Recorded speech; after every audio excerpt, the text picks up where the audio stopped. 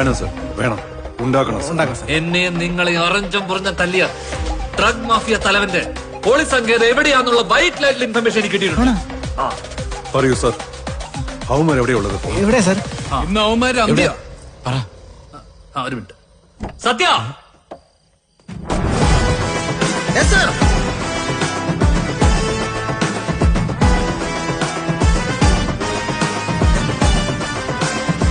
ഇവനാണ് സത്യ. പോലീസുകാർക്ക് പോലും കണ്ടെത്താൻ കഴിയാത്ത ലഹരി ടീമിന്റെ ഗോഡൌൺ സാഹസികമായി സ്കെച്ച് ചെയ്ത് എന്റെ പുലിക്കുട്ടി. അതെ, ഏജന്റ് എക്സ്. ഞാനും നിങ്ങളെ പോലെ ഒരു ഡ്രഗ് ഫ്രീ സൊസൈറ്റിക്ക് വേണ്ടിയുള്ള പോരാട്ടത്തിലാ. നമുക്ക് ഇന്ന് അവന്മാരെ പോക്കണം. വേണ്ടേ?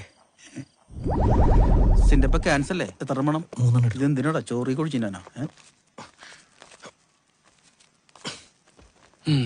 സത്യേട്ടാ, ഓ, എങ്ങനെയാണ് കച്ചവടമൊക്കെ? നിനക്കറിയാല്ല, ഈ സ്കൂൾ പിള്ളേരും ബംഗാളികളൊക്കെ എന്റെ മെയിൻ കസ്റ്റമേഴ്സ്. അവരൊക്കെ ഇപ്പൊ കൂടിയ മയക്കുമരുന്നിന്റെ അടിമകളാണെന്ന്.